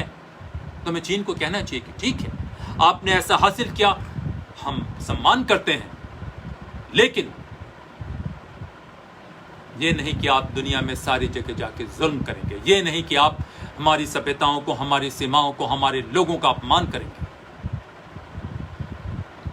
मैंने पहले भी लेख में लिखा था कि कैसे चीन के 2/3, वर्तमान चीन का जो 2/3 हिस्सा है, वो चीन की सभ्यता का, हान सभ्यता का हिस्सा कभी नहीं था। भारत कम से कम उसमें से एक सभ्यता, जो तिब्बत की सभ्यता थी, वो भारतीय सभ्यता से उसके बहुत पुराने संबंध थे। वो राजा भरत के साम्राज्य या उनके राज्य का हिस्सा जरूर थी। वो तिब्बत स्पिरिचुअल कैपिटल पूरे दुनिया का होता था और हजारों हजार वर्ष से भारत और उनके बीच में तो संबंध था, तिब्बत और चीन के बीच में कोई संबंध नहीं था। लेकिन जब एक सभ्यता के रूप में हम पतित होते हैं, गिरते हैं, तो बहुत चीजें बदलती हैं। जिस इसकी कश्मीर की बात करते हैं या जिस पाकिस्तान की बात करते हैं, मामलूक लोग और कुछ हमारे ही दलित लोग, हमारे ही समाज के सताए हुए लोग, वो जाते हैं, इस्लाम के सिद्धांतों का उल्लंघन करते हैं। इस्लाम में एक खूबसूरत बात क्या थी कि उन्होंने कहा कि सारे लोग इक्वल हैं, एवरीवन इज इक्वल। और इक्वलिटी के बाद क्या होता है, हमारे यहाँ मेरिटोक्रेसी खत्म कर दी गई थी। जो गुलाम जो बच्चे थे, उन बच्चों को भी सेना में लिया गया, सेना में वो जनरल भी बने, लेकिन उनका जो लक्ष्य था वो था युद्ध करो, युद्ध करने के बाद दूसरे की संपत्ति को लूट लो, बस थोड़ा अल्लाह का नाम ले लो और सबको लूटो, सबकी हत्याएं करो, औरतों पे भी कब्जा करो। और यही मामलूक सोच हमारे बगल का देश जो पाकिस्तान है, उसके लोग करते आए हैं। वो सोचते कुछ काम करने की जरूरत नहीं है, पाकिस्तान में तो कुछ लोगों को बेवकूफ़ बनाओ और हिंदुस्तान को बर्बाद करो। और इसको करने की वजह से क्या कर रहे हैं, वो पूरे दुनिया में एक अपराध का साम्राज्य जो सारी दुनिया की पुलिस और मीडिया की व्यवस्थाओं से छुपा हुआ है, उसके वो बहुत बड़े हिस्से बन गए। कश्मीर तो बहाना है हमारे कश्मीरी भाइयों और बहनों को प्रताड़ित करने का। पाकिस्तान, उसकी क्या स्थिति थी जब 1950 में देश बना, तो 1.5 करोड़ लोग से अधिक वहां से भारत आए और यहां से 3-3.5 लाख लोग पाकिस्तान गए। तो उनको बहुत सारी उपजाऊ जमीन मिली, और उपजाऊ जमीन मिलने के बाद क्या उन्होंने किया, वहां के लोगों को बेवकूफ बनाते रहे। वो ह्यूमन इंडेक्स में, HDI में, ह्यूमन डेवलपमेंट इंडेक्स में पूरे एशिया में पहले टॉप 10 में थे। और ये जो भारत हमारा बना था, हम बहुत पीछे थे उस समय भी। सबसे अच्छी जमीन, सबसे स्वस्थ लोग, सब कुछ उनको मिला। और आज क्या स्थिति है, उन्होंने उसका पूरा सर्वनाश कर दिया। तो पाकिस्तान के लोगों को भी समझने की जरूरत है कि वहां की फौज, वहां के कुछ दरिंदे उनको बेवकूफ बना रहे हैं। और जिस भारत से लड़ने की वो बात कहते हैं, जिस भारत को सर्वनाश करने की बात कहते हैं, वो भारत, वो उसी के हिस्सा थे। और पैगंबर मोहम्मद ने, with all respect, all peace be upon him, जो कहते हैं हमारे मुसलमान मित्र, पूरे सम्मान के साथ मैं कहता हूं कि उन्होंने जो कुछ कहा वो कुछ भी नया नहीं था, वो हमारे उपनिषदों में था। और उसमें बाद में पैगंबर मोहम्मद जी के मृत्यु के बाद उनके ही सिद्धांतों का अपमान हुआ, उसमें सारे बद्दुओं की जो खराब चीजें थी उसमें ला दी गई, सारा रिचुअलिज्म ला दिया गया, सारा ढोंग आडंबर पाखंड ला दिया गया। हमें पाकिस्तान या मुसलमान से बिल्कुल कुछ नहीं कहना है, लेकिन जो इस्लाम का जो अपमान हुआ है, उसके सिद्धांतों का जो सर्वनाश हुआ है, उसको जरूर लड़ना है। और ये सोशल मीडिया से बातचीत करने से नहीं होगा, ये एक मजबूत गवर्नेंस के ढांचे से ही होगा। और क्या होगा मजबूत गवर्नेंस का ढांचा, थोड़ी देर में हम लोग बात करते हैं। बहुत से लोग कभी कभी कष्ट होता है कि आरएसएस को भी वो आईसिस से तुलना करते हैं। मैं तो बचपने में विष्णुकांत शास्त्री जी के साथ, जब तक वो उत्तर प्रदेश के राज्यपाल थे, तब तक उनसे बहुत उनका स्नेह मिलता रहा। उनके साथ साथ दूसरे दलों के भी नेता थे, उनसे भी मैं सीखता था, वो सारे मेरे गुरुओं की तरह थे, बहुत सीखा मैंने। मेरा विश्वास है कि आरएसएस हमेशा से, कुछ लोग, उसका एक तबका था, पूरा तो नहीं, एक तबका था जिसमें राष्ट्र प्रेम एकदम कूट कूट कर भरा हुआ था। लेकिन हाँ, उसमें कुछ गलत लोग भी थे और अभी भी हैं। मेरा ये कहने का ये मतलब था कि आज भी जो है, सो लोग कहते हैं हिंदू नेशनलिज्म, हिंदू रेडिकलिज्म, लेकिन उनको अपमानित किया जाता है। आज भी इस देश में लोगों को ये कहने की हिम्मत होती है कि 15 करोड़ मुसलमान 100 करोड़ हिंदुओं को करेंगे, हम 5 मिनट पुलिस उठा लो तो हम सारे हिंदुओं का सत्यानाश कर देंगे। इससे हमें मुसलमानों को कभी कुछ नहीं कहना चाहिए, मगर इस गंदी सोच को एकदम धरती के 50,000 किलोमीटर भीतर दफन कर देना चाहिए। जिन लोगों को लगता है कि भारत की पुरानी परंपराएं गलत है तो उनको इस देश में रहने की कोई जरूरत नहीं थी, वैसे लोगों के लिए एक देश काट के चला गया है, और वो जो गंदगी फैलाना चाहते हैं, दुनिया में फैला रहे हैं, उनको वहां चले जाना चाहिए। लेकिन ये कैसे होगा? न हमारी कानून, न व्यवस्था, न क्रिमिनल जस्टिस सिस्टम, सारे लंगड़े होके उसी तरह देख रहे हैं।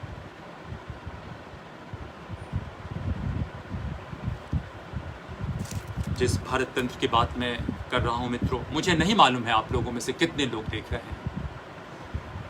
वो भारत तंत्र सिद्धांत तो भारत का रखेगा, लेकिन वो भारत तंत्र कहने की बात नहीं होगा, वो भारत तंत्र जीने की बात होगा। वो भारत तंत्र रोजमर्रा के ऐसे जीवन में आएगा जिसमें हर एक आदमी को हर तरीके की सुरक्षा मिलेगी, लेकिन किसी को किसी का अपमान करने की सुरक्षा नहीं मिलेगी। उस भारत तंत्र में भारत के मूलभूत सिद्धांतों को, भारत के गरिमा को, भारत की विरासत को अपमान करने का अधिकार किसी को नहीं मिलेगा। और ये फैसला जो कानून व्यवस्था है वही करेगी। आज हमारे पास कौन सी प्रशासन व्यवस्था है? उसी अमेरिका, यूरोप वगैरह का हमने हौच पौच व्यवस्था कॉपी कर लिया है। ये व्यवस्था हमें कभी भी मजबूत नहीं बना सकती। मैं नहीं कहता कि इस व्यवस्था से हमें भाग जाना चाहिए, नहीं, इस व्यवस्था को हमें सुधारने की जरूरत है। सबसे पहले मैं कहूंगा कि तीन अधिकार जो है, पहले अधिकार जीविका का अधिकार, right to life. Right to life में वायलेंस से ही नहीं, गरीबी से भी जीने का अधिकार, वो हमारा फंडामेंटल राइट होना चाहिए।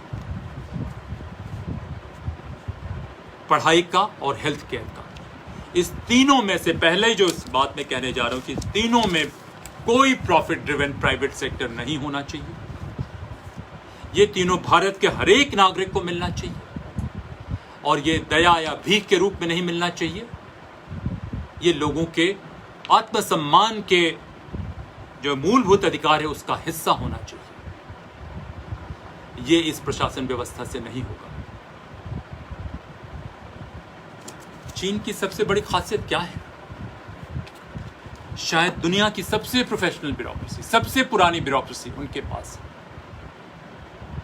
हमारे देश में भी सबसे पहले चाणक्य की किताबों को हम पढ़ते हैं तो उसमें ब्यूरोक्रेसी का जिक्र है, और यह भी जिक्र है कि कैसे अगर ये ब्यूरोक्रेसी, ये नौकरशाही, ये अफसर लोग या कर्मचारी लोग अगर गलत करते हैं तो उनके भ्रष्टाचार को कैसे रोका जाए।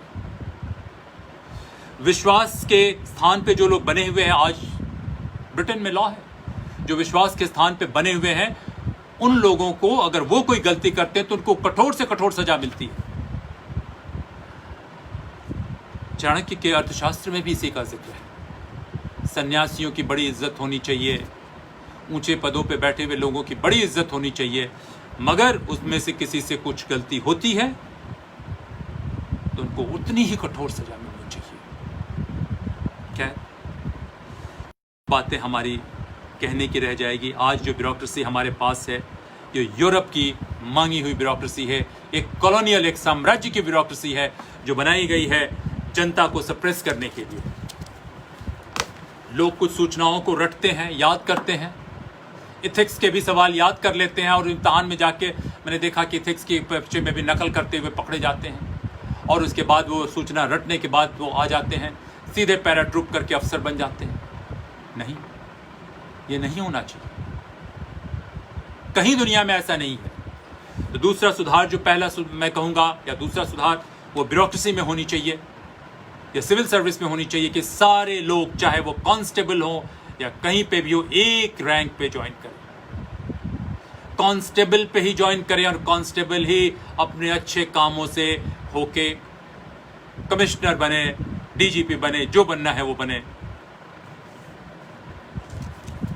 सीधे सीधे सूचना रट के और इस देश को नेताओं के साथ, बड़े उद्योगपतियों के साथ मिलके इस देश को लूटने वाले तंत्र में शामिल होने के लिए लोगों को इसमें नहीं लाया जाए, सिर्फ पढ़ाई करके नहीं लाया जाए। तो दूसरा सुधार मैं कहूँगा ब्यूरोक्रेसी में होना चाहिए कि लोगों के चयन से लेके, चयन भी किसी को जिसकी पुलिस बनने की इच्छा है वो सिर्फ पुलिस में जाए। ये कंबाइन जो एक साथ मिलके हमने सबकी खिचड़ी बना दी, खिचड़ी दूर होनी चाहिए। जिसको जिस काम में दिलचस्पी हो वो उसी में जाए और सबसे नीचे स्तर पे जाए। नीचे स्तर के जाने के बाद क्या करे, कैसी उसकी परफॉर्मेंस होती है, वो बॉस के ऊपर डिपेंड बिल्कुल नहीं होनी चाहिए।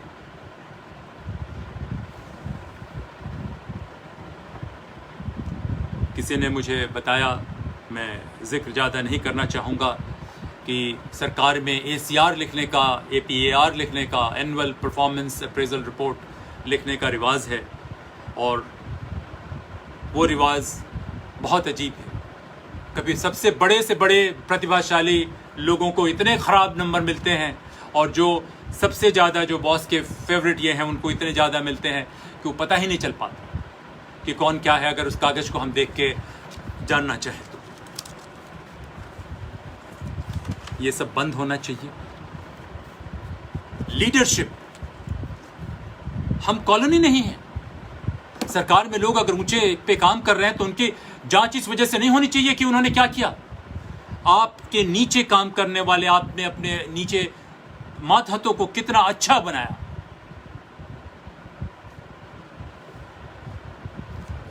मैं इस बीच में एक जिक्र करना चाहूँगा एक एपिसोड का। मैं नहीं सोचता कि दुनिया में कोई भी पुलिस तंत्र सबसे अच्छा है। सारी जगह की अपनी अपनी कमजोरी है। बहुत साल पहले पे मुझे ब्रिटिश पुलिस के लोगों से एक डिप्लोमेट के रूप में, बिल्कुल किसी इसमें नहीं, किसी इंटेलिजेंस वगैरह काम से बिल्कुल लेना देना नहीं था, गुप्त इससे कुछ नहीं था, एक डिप्लोमेट के रूप में मुझे बातचीत करने का मौका मिला।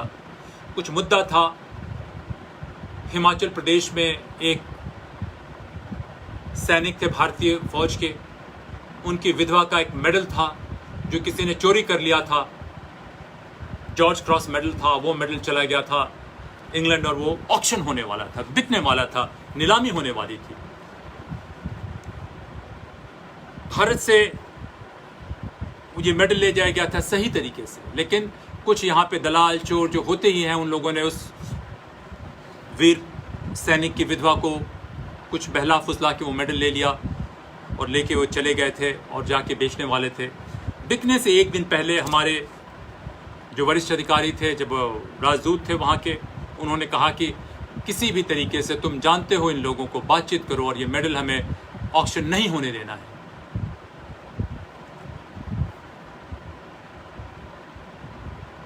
मैंने वहाँ के पुलिस कमिश्नर से निवेदन किया, वहाँ के गृह सचिव से निवेदन किया, कहा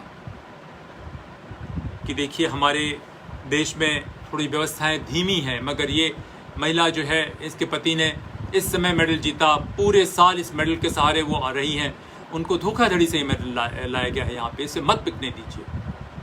पहले तो माने नहीं, कहे कि नहीं ये मेडल सही तरीके से आया है। फिर उन्होंने कहा कि ठीक है, अगर आप कह रहे हैं आप हमें सर्टिफिकेट देंगे तो हम रोकेंगे इसको, लेकिन आप कांस्टेबल जो है उससे बात कीजिए। मैं सोचा कि मैं तो अधिकारी हूँ, कांस्टेबल तो कांस्टेबल होते हैं। तो उस कांस्टेबल से मैंने कहा कि देखिए, उनका नाम मिशेल था, अंग्रेजी में कहा उनसे कि Michelle, I had a word with director general UK central authority and also मैंने यूके सेंट्रल अथॉरिटी के डायरेक्टर जनरल से मेरी बातचीत हुई है, आपके पुलिस कमिश्नर से बातचीत हुई है, ये मेडल ऐसे है, चोरी से आया है, आप इसको कब्जा कर लें, इसे कॉन्फिस्केट कर लें, हमारे कागज जा रहे हैं। उस यंग नौजवान महिला कांस्टेबल ने मेरी बातें सुनी और सुनने के बाद कहा, sorry sir, I am case officer in this case, even prime minister of her Majesty's government can do nothing without my knowledge. यानी इस देश के प्रधानमंत्री भी इस केस में मेरी जानकारी के बगैर कुछ नहीं कर सकते हैं।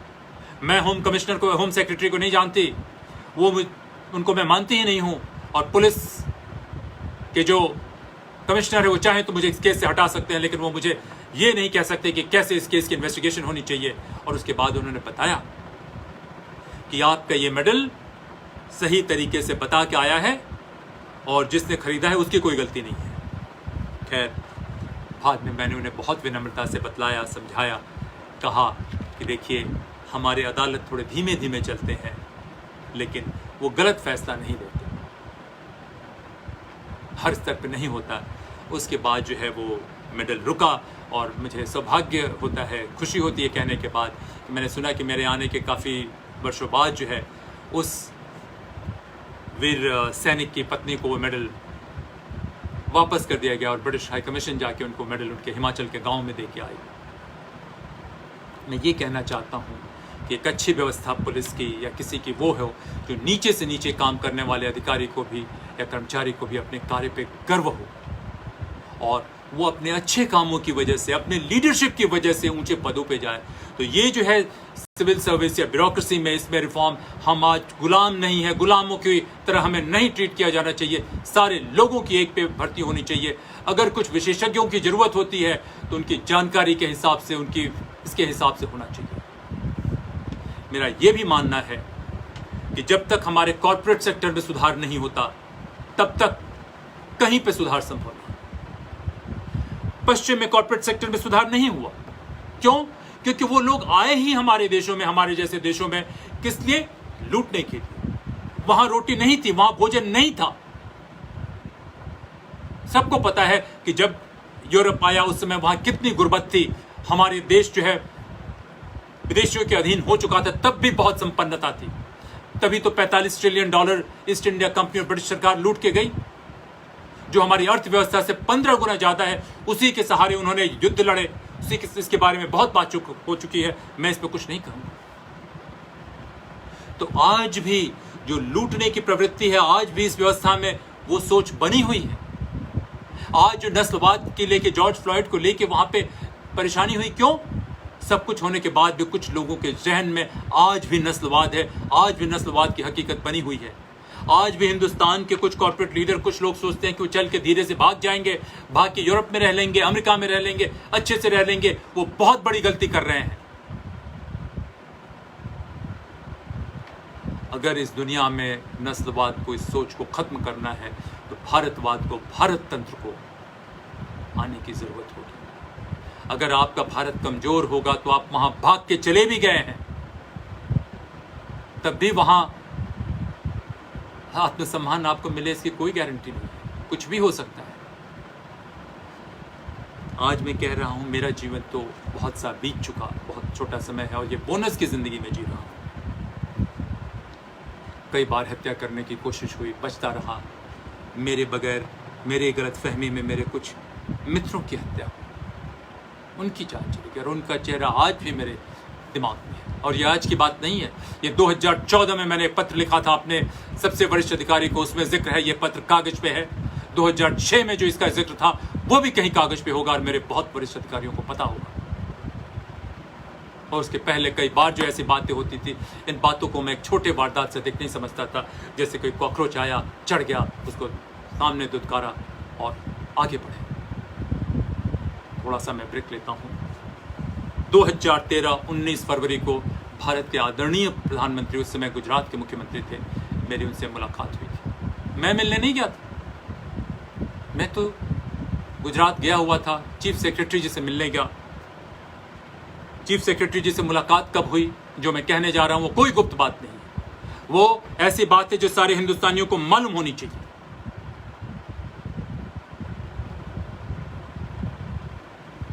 गुजरात के चीफ सेक्रेटरी थे उस समय आदरणीय वरेश सिन्हा जी। उन्होंने मुझे, वो कहते रहे कि आप आइए, और क्यों आइए, उनसे पहले कैसे बात हुई, मैं उसका भी जिक्र करना चाहूंगा। एक गुजरात में, सूरत में सीरियल ब्लास्ट हुआ था। 33 लोग जो है, 33 सीरियल ब्लास्ट हुए थे। जो सज्जन जिन्होंने, या दुर्जन जो भी उन्हें कहें, जिन्होंने ब्लास्ट किया था, उनका नाम था हनीफ पटेल। अपने नाम के आगे टाइगर लिखते थे, लेकिन कावर्ड पटेल होना चाहिए था। वो 1993 में सीरियल ब्लास्ट करने के बाद पुर्तगाल भाग गए। पुर्तगाल में उन्होंने अपने बाप का नाम, अपना नाम, डेट ऑफ बर्थ, सब, चाचा का नाम, चाची का नाम, सब बदल लिया। अब बदल के वो छुप के इंग्लैंड में रह रहे थे। मैं तो कुछ नहीं करता, मेरे तो मित्र हैं जो मेरी मदद करते हैं। किसी और, बहुत सी बातें हैं, किसी और में से जिक्र करूंगा। मेरे किसी अंग्रेज पुलिस के मित्र ने कहा कि ये आदमी नाम बदल लिया है, लेकिन आदमी यही है। और ये जो पहला ईमेल इसके बारे में जब मैंने कहा कि हाँ, और ये इतना खतरनाक आदमी, आतंकवादी है, कोई भारत सरकार की तरफ से कहीं से, दुनिया में किसी से, 2009 की बात है, कहीं से कुछ नहीं आया था। मैं एक डिप्लोमेट था, बिल्कुल मेरा कोई गुप्तचर काम से कोई लेना देना नहीं था।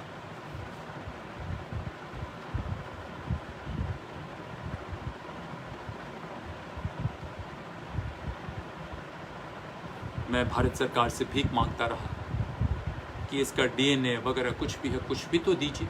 वहां की सरकार से अगर मैं कहूं ऑफिशियली कि इस आदमी को पकड़िए, तो कहेंगे ये तो आदमी ही नहीं है, नाम ही कुछ और है, आप डीएनए दीजिए, कुछ फिंगरप्रिंट दीजिए, तब तो इसको करेंगे। और जो लोग, कुछ लोगों ने कहा है कि नहीं, उसमें मेरा योगदान नहीं था, तो मैं बताना चाहता हूं कि पहला ईमेल मेरे व्यक्तिगत ईमेल पे आया। मेरा व्यक्तिगत ईमेल वहां की सरकार को नहीं मालूम होता, मेरे किसी मित्र के कहने पे ही वो मेरे पास आया। खैर, जो भी हो, भारत सरकार की तरफ से कुछ नहीं किया। वहाँ की होम सेक्रेटरी एक दफ़े मुझे छोड़ने आई थी नीचे, मुझे याद है। मैंने उनसे निवेदन किया कि देखिए, ये लोग सारी दुनिया के लिए खतरा है, आप ही के लिए नहीं। और मैंने कहा कि ये शहर जो है, ये सारी दुनिया के लिए एक मिसाल है कि सबसे सुरक्षित जगह है, आप सबसे आज़ाद देश हैं। आपने बहुत गलत किया, आपके देश ने हमारे देश के साथ, लेकिन फिर भी हमारे मन में कोई दुर्भावना नहीं है। हम चाहते हैं कि जो सुरक्षित जगह आपने किया, सारी दुनिया का स्टेक हो, इसको कोई बर्बाद नहीं करे। मुझे याद है कि उन्होंने कहा कि देखिए, हम करेंगे, कुछ भी करेंगे। और बिना फिंगरप्रिंट, बिना डीएनए, बिना किसी चीज़ के उन्होंने इस तथाकथित हनीफ पटेल को गिरफ्तार किया। और गिरफ्तार करने के बाद क्या मेरी दुर्दशा हुई, कितने भिखारियों की तरह मैं भागता रहा, मैं कह नहीं सकता, लेकिन कितनी परेशानी होती है। खैर, जो भी हो, बहुत लंबी कहानी है, कभी और मैं इसका जिक्र करूंगा। लेकिन उसको जब मैंने गिरफ्तार हुआ, कहा कि गुजरात पुलिस से कुछ कागज आए, उसमें कमी थी, करते कराते आज विजय माल्या के प्रत्यार्पण के लिए इतने प्रयास हो रहे थे, इसमें किसी का कोई योगदान नहीं था। कोई भारत सरकार की कोई टीम नहीं गई। मेरे कहने पे गुजरात की कोई एक पुलिस अधिकारी आए थे। खैर, जो भी हो, इसी सिलसिले में जब मैं 2013 में आदरणीय वरेश पटेल जी से कहा, वरेश सिन्हा जी से मिलने के लिए गया, तो उन्होंने कहा कि नहीं, तुम्हें मुख्यमंत्री बुलाना चाहते हैं, मिलना चाहते हैं, तुम्हें जाके मिलना होगा।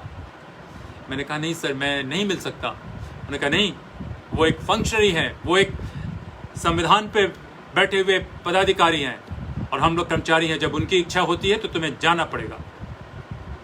मुझे लगा कि ये में सबसे सीनियर सिविल सर्वेंट यही हैं, इनके आदेश की अवहेलना मैं नहीं कर सकता हूँ। जब मैं गया तो आदरणीय प्रधानमंत्री जी, उस समय वहाँ के मुख्यमंत्री थे, उन्होंने तारीफ की कि 16 साल में जिस आदमी ने अपना सब कुछ बदल लिया, सब कुछ ये हुआ, उसको बिना किसी के कहे मैंने किया। और मैंने इससे नहीं किया कि मुझे कुछ था, मैं तो पूरे हिंदुस्तान का एक सैनिक था। मैं किसी सेठ, किसी नेता, किसी बड़े अफसर, किसी इसका सैनिक नहीं था। बातचीत हुई तो उस समय मैंने 2013 में कहा कि सर मुझे ये बात तो समझ में आती। मैंने बताया कि कैसे कैसे, हंस के ही मैंने जिक्र किया कि मुझे इस दुनिया से भेजने की कोशिश लोग करते रहे। तो उन्होंने कहा कि देखिए, मारने वाले से बचाने वाला बड़ा होता है। तो मैंने कहा सर, जिस किसी का भी काम मुझसे खराब होता है वो तो मुझे मारेगा ही, मुझे उसकी कोई तकलीफ नहीं है। मुझे इस बात की तकलीफ है कि इस देश में खाकी और खादी के कुछ लोग इसमें शामिल होकर मेरे खिलाफ कर रहे हैं। मैं तो एक छोटा सा सैनिक, चुपचाप, बिना किसी की कोई एक्सपेक्टेशन के। हाँ, मेरे बॉस थे नलिन सूरी जी, उनका यही कहना था कि मैं किसी से पूछ के काम नहीं करता, बिना पूछे कर देता हूँ। एक और हमारे वरिष्ठ अधिकारी थे, मेरे बॉस थे, मेरे गुरु भी रहे हैं, आदरणीय आसिफ इब्राहिम जी, इंटेलिजेंस ब्यूरो के डायरेक्टर बने, वो लंदन हाई कमीशन में मेरे बॉस रहे। उनकी भी यही शिकायत थी कि मैं कुछ किसी की सुनता नहीं। प्यारे साथियों, मैं यही कहना चाहता हूँ कि ऐसा निजाम जिसमें हर हिंदुस्तानी को, हर हिंदुस्तान के सैनिक को इस बात पे गर्व हो, इस बात के लिए वो तैयार रहे कि ये देश वाकई मरने के लायक है, इस देश के लिए कुछ भी करना सही हो। अगर हमारा सबसे बड़ा खतरा कहीं है तो सबवर्जन से है। जब मैं इसकी बात कर रहा हूं, यह कभी भी ठीक नहीं हो सकता जब तक हमारी क्रिमिनल जस्टिस सिस्टम, भारत तंत्र का अगला हिस्सा क्रिमिनल जस्टिस सिस्टम, अदालतों में न्याय हो, सही तरीके से न्याय हो। अदालतों में ये सोने के मुलम्मे से महंगा खरीदा हुआ न्याय नहीं हो। We can not have gold plated justice, जहां वकीलों के फीस ऐसे हजारों लाखों रुपए में फीस होते हो, जहां किसी के साथ कुछ अन्याय हो तो वो जा नहीं सकता है। ऐसे डिसफंक्शनल जस्टिस में जो लोग कहीं पे भी हो, उन सभी को मैं कहता हूं कि नहीं, आप सुरक्षित नहीं है, कोई सुरक्षित नहीं है इस व्यवस्था में। तो यहां सुधार की जरूरत है, सिविल सर्विस में सुधार की जरूरत है। कॉर्पोरेट सेक्टर के बारे में मैंने कहा कि कॉर्पोरेट सेक्टर में भी प्रॉफिट ड्रिवन नहीं होना चाहिए, प्रॉफिट मकसद नहीं होना चाहिए। वहां पे भी चेयरमैन का ही बेटा चेयरमैन बने, ऐसा नहीं होना चाहिए। वो लाले की दुकान से हमें अब देखें, आगे बढ़ें। पश्चिम में कॉर्पोरेट सेक्टर है, हमें कॉर्पोरेशन बनाने की जरूरत है। निश्चित रूप से जो लीडरशिप लेवल में लोग हैं उनको अच्छी तनख्वाह मिलनी चाहिए, लेकिन उनका मकसद बैंक से पैसे लेके विजय माल्या की तरफ भागना नहीं होना चाहिए।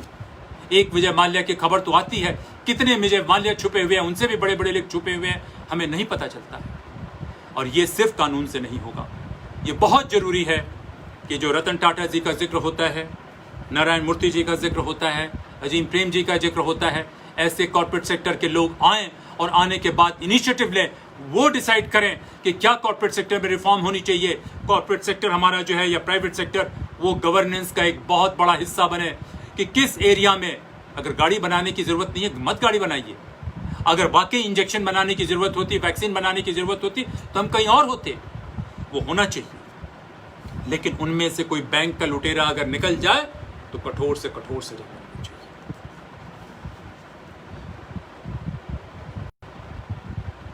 क्रिमिनल जस्टिस सिस्टम के बारे में मैंने कहा, और एक मैं कहूंगा, राजनीतिक पॉलिटिकल पार्टीज में रिफॉर्म की सबसे अधिक जरूरत है।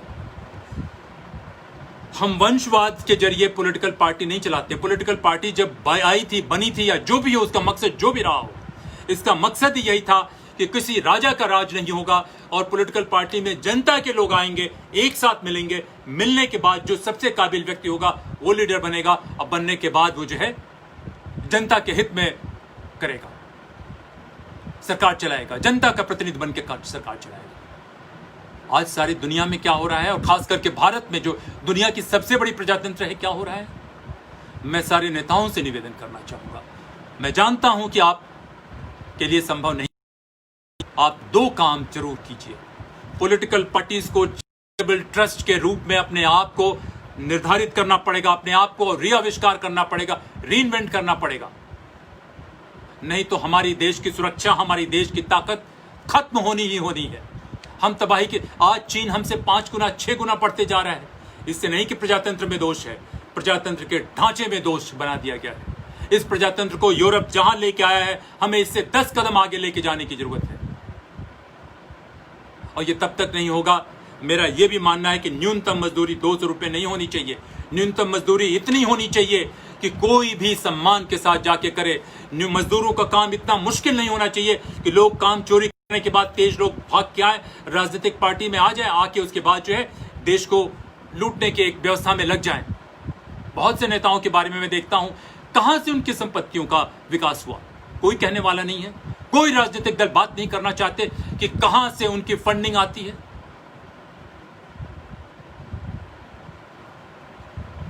किसी जगह मैं बात कर रहा था तो मैंने कहा कि वाकई इस कानून व्यवस्था के हिसाब से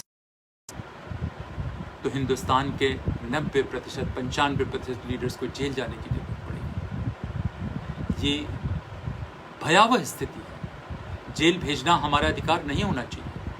कानून व्यवस्था की भी मैं बात करता हूं तो ये मकसद नहीं होना चाहिए कि हम लोगों को जेल भेज दें, नहीं, उनको अपराध की तरफ जाने से पहले रोक दें। अपराध की तरफ वो जाएं ही नहीं, अपराध के दलदल में उन्हें पड़े ही नहीं, और उसके बाद अगर कोई पड़ जाए, कोई होता है, तो पूरे कष्ट के साथ उसको हम बचाने की कोशिश करें। उसको जैसे कैंसर हो जाता है तो शरीर के किसी हिस्से को काटना पड़ता है, तो उस तरीके से उनके साथ जो है वो होना पड़े कि पूरी कष्ट है हमें कि आपके साथ आपको जेल भेजना पड़ रहा है, कुछ करना पड़ रहा है, लेकिन आप करें। लेकिन जब सरकार के एलीट ऐसे हों जो रोल मॉडल नहीं बन सके, राजनीतिक दल में लोग ऐसे हों, या ब्यूरोक्रेसी के टॉप लेवल पे लोग ऐसे हों, या कॉर्पोरेट सेक्टर में लोग ऐसे हों जिनके पास छुपाने के लिए है, जनता पे हम क्या उदाहरण दे रहे हैं। तो इसलिए राजनीतिक दलों के साथ सारे जगह एक लीडरशिप का कल्चर बनना चाहिए और वंशवाद खत्म होना चाहिए। जो डायनेस्टिक पॉलिटिकल पार्टीज हैं, मैं उनसे भी निवेदन करूंगा और सभी आप लोगों को निवेदन करना पड़ेगा, ये डायनेस्टी बंद होनी चाहिए।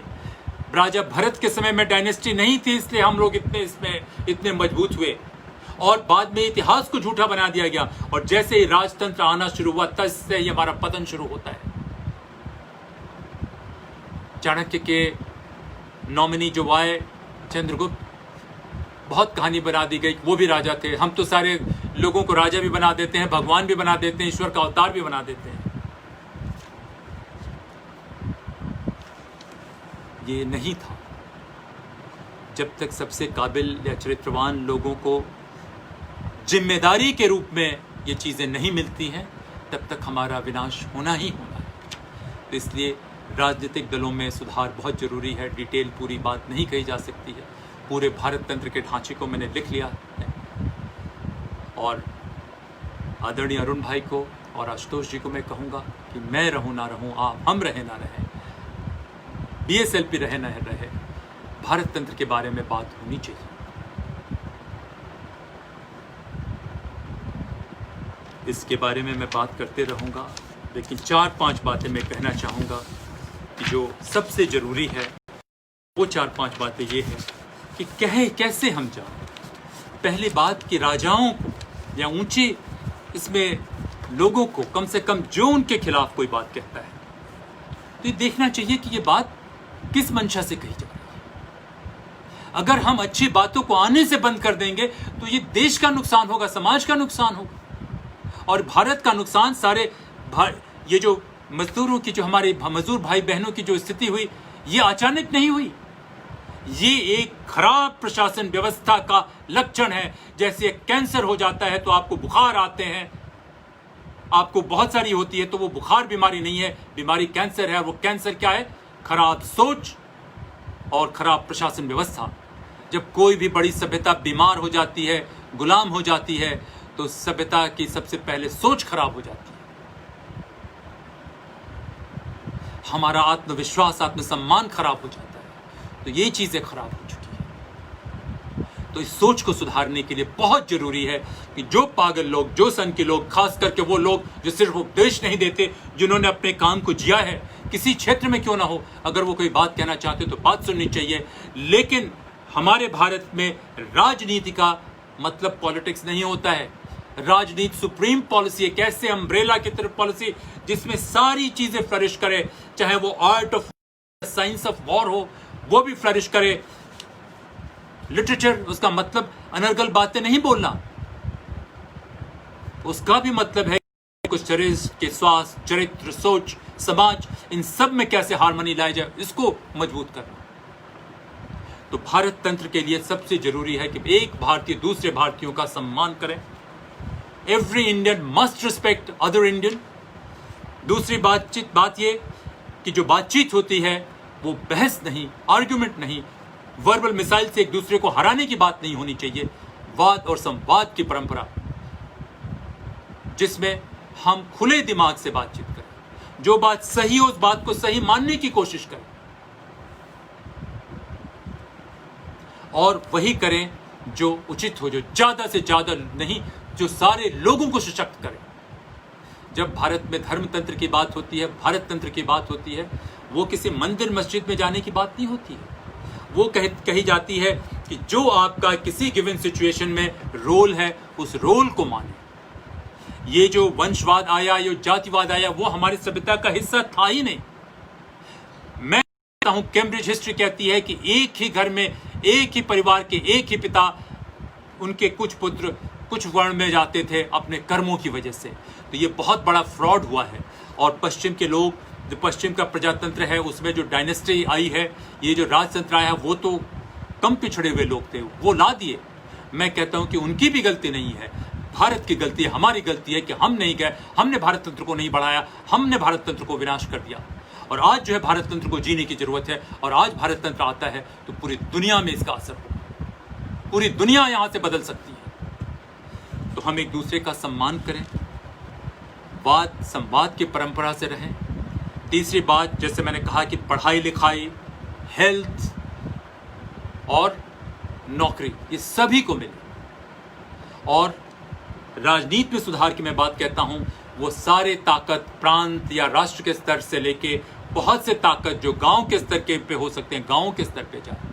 जो जिलाध्यक्ष हैं वो जिलाध्यक्ष बने, जो ग्राम सभा के अध्यक्ष हैं उनकी जिम्मेदारी हो, इम्प्लीमेंटेशन वहां पे हो, स्कूल गांव में बने और हर गांव के बच्चों को अच्छे स्कूल की मुहैया हो। और गांव के प्रधान या ब्लॉक स्तर के लोग, जिला स्तर के लोग, वो देखें कि गांव का हर एक बच्चा स्कूल जाता है, हेल्थ जो है डॉक्टर के पास नहीं जाए, हेल्थ बीमार होने से पहले उनको रोका जाए। वो देखिए कि गांव का हर एक आदमी स्वस्थ है। और इसके लिए बहुत जरूरी है कि राजनीतिक दलों में इतना सुधार हो कि ग्राम सभा के चुनाव में किसी राजनीतिक दल का कोई हस्तक्षेप नहीं, वो निष्पक्ष चुनाव हो।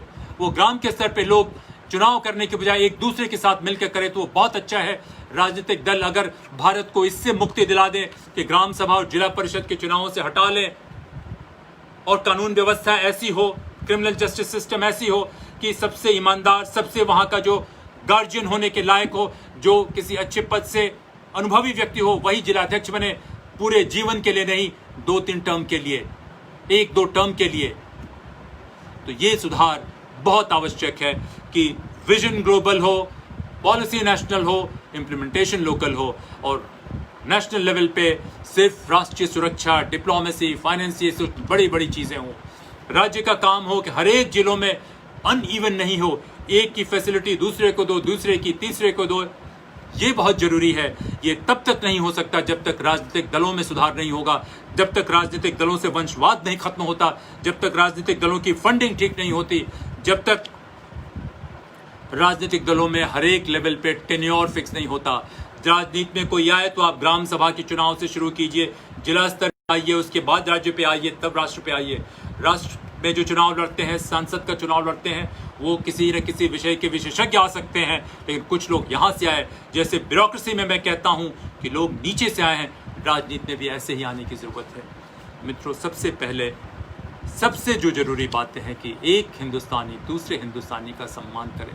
जो हमारे गरीब लोग भी हैं वो दया के पात्र नहीं हैं, वो मित्रता के पात्र हैं। उनसे हम मित्रता करें, उनके सम्मान की रक्षा करें। डिग्निटी जो है वो फंडामेंटल राइट होनी चाहिए। और बातचीत जो करें उसमें ईमानदारी होनी चाहिए। ईमानदारी ऐसी नहीं होनी चाहिए कि हम एक खूबसूरत सी पेंटिंग लगा दें लगाने के बाद जो है कभी कभी जाके देख ले, नहीं अगर वो नहीं हो रहा है तो कानून को हम बनाएं ऐसा कि उतने ही लेवल पे ईमानदारी हो संभव हो। मैं जानता हूं कि मैं अकेले देख रहा हूं, कैमरे में मुझे अपने अलावे कुछ नहीं दिखाई पड़ रहा है। 1 घंटे से अधिक मैंने बात किया। बहुत बहुत मैं आप लोगों का धन्यवाद कहना चाहूँगा। आपके धीरज का कुछ लोग बने हुए हैं, कुछ लोग आ रहे हैं, कुछ लोग जा रहे हैं। मैं आप सभी को बहुत विनम्रता से धन्यवाद कहूँगा। भारत तंत्र पे मेरी बातचीत जारी रहेगी। कल शाम को ही भारत तंत्र पे जो मैं लिख रहा था 2.5 वर्षों से लिखना ख़त्म हुआ, तो आज ही मैंने आपसे बातचीत करने का मौका मिला और रात के 11-12 बजे ये दिया गया। और बहुत मैं ऑर्गेनाइज नहीं रहा, जो समझ में आया बात करते गया, लेकिन इस पे हर कुछ दिनों पे हमारी बातचीत होती रहेगी। अरुण भाई का, उनकी पार्टी की नेत्री जो है रेणु कुशवाहा जी का, और मेरे प्रिय मित्र और अनुज आशुतोष पाठक जी का, और एक नौजवान पत्रकार हैं जो मेरे विचारों को फैलाते रहते हैं, उनका भी मैं बहुत धन्यवाद कहना चाहूँगा। बहुत समय मैंने लिया। मेरा मकसद यही था कि बातें, मूल बातें एक साथ कह दी जाएं। पता नहीं कब कहाँ मौका मिले, नहीं मिले। मूल बातें अगर एक साथ कही गई, बाद में भी हम इसे देख सकते हैं। जाते जाते मैं एक और बात कहूँगा कि दुनिया में परिवर्तन एक दिन में कभी नहीं बना है। ये दुनिया कभी परफेक्ट नहीं थी, कभी परफेक्ट होगी भी नहीं, लेकिन ये जो कल थी उससे आज बेहतर बन सकती है। और कुछ लोगों में यही पागलपन, यही नशा, यही जुनून होता है। 1 लोग, 2 लोग, 4 लोगों से नहीं होता है। कुछ लोगों में बहुत पागलपन होता है। इसी पागलपन, इसी नशे और इसी जुनून की वजह से सारी प्रगति होती है। ये दुनिया पागल लोगों ने ही बदली है। समझदार लोग तो सोचते ही रह जाते हैं। जैसे मैंने कहा कि वो 4 बार सोचते हैं जब कुछ नहीं बोलना होता है। हमें सोच समझ के बोलना है, और सिर्फ बोलना नहीं है, करना है, जीना है। तो हमें कुछ पागल सन की और ख़ास करके नौजवान लोगों की ज़रूरत है जो करें। और मुझे पक्का भरोसा है कि जिस सिद्धांतों के साथ अरुण भाई मुझसे मिलने आए, आशुतोष जी मिलने आए, उनका कोई व्यक्तिगत लाभ नहीं है। जो बहादुरी उन्होंने दिखाई मुझसे जुड़ने के लिए और मुझे कहने के लिए कि नहीं, आप अपने विचार जो भी हैं वैसे रखिए, हम आपके साथ हैं। अरुण भाई, अगर आप सुन रहे हो तो बहुत विनम्रता के साथ मैं कहूँगा कि नहीं, आप हमेशा मेरे बड़े भाई रहेंगे, आपके पीछे मैं रहूँगा, भले ही आपकी पार्टी में रहूँ ना रहूँ। और मैं जानता हूँ कि आप जो कुछ भी कर रहे हैं इसमें आपका कोई राजनीतिक लाभ नहीं है। और हम एक बेहतर बिहार बनाएंगे, इतना खूबसूरत बिहार बनाएंगे, भारत भी बदलेगा। और जो मैंने कहा कि ये सिर्फ भावनाओं से नहीं बदलेगा, सरकार के ढांचे को बदलने की ज़रूरत है। अगर किसी को बुखार लग गया, सिर में दर्द हो रहा है, तो आप नहीं कहिए कि लाठी से हम मारते हैं सिर में, सिर का दर्द ही खत्म हो जाएगा। सिर का दर्द नहीं खत्म होगा, वो व्यक्ति चला जाएगा। तो ये सरकारी ढांचा इस लायक नहीं है। जो अंग्रेजों का बनाया हुआ ढांचा जो है, उसमें हमें बदलाव की ज़रूरत है, सोच समझ के बदलाव की ज़रूरत है। और सबसे बड़ा बदलाव, जैसे मैंने कहा, वो बदलाव कि लोग एक सबसे नीचे तक पे जाएं, उसका भी हमने पूरा डिटेल में उसमें लिखा है कि कैसे उसको लाया जाए। वहाँ पे बदलाव होता है। शिक्षा में मैंने कहा कि बदलाव होना चाहिए। शिक्षा में सब लोगों को ये शिक्षा नहीं मिलनी चाहिए। शिक्षा में पहली बात मिलनी चाहिए कि कैसे आप अपने आप को स्वस्थ रखें, कैसे समाज में दूसरे लोगों की इज्जत करें, कैसे वैसे टेक्निकल स्किल बनाएं, सूचना को रटे नहीं, ऐसे स्किल बनाएं कि कोई मुसीबत आती है तो उस मुसीबत में आप नया कुछ क्रिएट कर सके, नया बना सके, और अपने आप को और इस समाज को जोड़ के रखें। आप इतने स्वार्थी नहीं बने कि समाज आपसे अलग हो जाए। अगर भारत तंत्र की वो शिक्षा होती तो हमारे किसी मजदूर को, किसी को ये दिन देखना नहीं पड़ता। हमने ये खराब दिन देखा है, तो सबसे बड़ा योगदान यही होगा कि हम ऐसा दिन दोबारा नहीं आने दें। इस तकलीफ को, इस कष्ट को बिहार के लोगों को खास कर, क्योंकि सबसे ज़्यादा बिहार में तकलीफ हुई है, उन लोगों को आने की ज़रूरत है कि नहीं, हम सब कुछ बदल देंगे। किसी के प्रति कोई दुर्भावना नहीं, लेकिन गरीबी, विषमता, अनाचार, लाचारी, ये सब बंद होना चाहिए। और मीडिया में भी मैं सुधार की बात कहूँगा कि अगर मान लीजिए देश में बहुत से लोग सिनेमा के कलाकार बन गए, क्रिकेटर बन गए, और बहुत सारे पैसे वो कमा रहे हैं, मुझे नहीं लगता उनका समाज में क्या योगदान है। होता होगा, कुछ योगदान तो जरूर होता होगा। पत्रकार बन गए और जो वाकई ये सड़क बना रहे हैं, जाके जो बड़ी बिल्डिंगें बना रहे हैं, वो लोग मर रहे हैं। क्या ये बाजार की बनाई हुई व्यवस्था ठीक है? इसीलिए मैं कह रहा हूं कि नहीं, कॉर्पोरेट सेक्टर में इनिशिएटिव की जरूरत है। ये एकदम फ्री मार्केट जो है वॉर की तरह हो जाता है, ये नहीं होना चाहिए। तो हम सम्मान करें, बातों को आने दें और एक तमाम चीज़ों में सोच के, मैं नहीं कहता हूं कि जो भारत तंत्र मैंने बनाया है या अरुण भाई कहते हैं वो परफेक्ट है। इस भारत तंत्र को और ठीक करें और सारी जगह से लोग आए।